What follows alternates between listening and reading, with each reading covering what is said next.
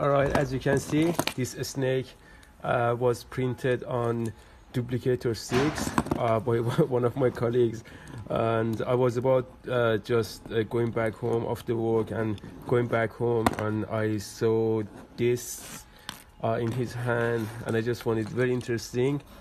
And perhaps this was 이시 dynamo.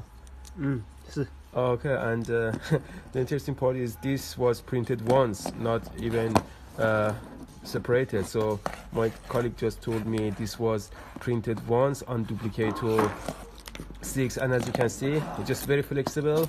And here I have this as well, this butterfly.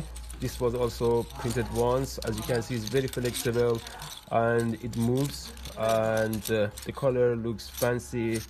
I don't know whether you want to send it to someone, to your lover, girlfriend, or whoever you think suits, or your even kid. And I have another one same here, and this one also printed on Duplicator 6, and very good print. These things can be something really good that you can send as a gift, or even, I don't know, like a toy, just, or maybe even as a decoration. Put it somewhere and just let the people know that it's 3D printed, and definitely one-hop products. Thank you.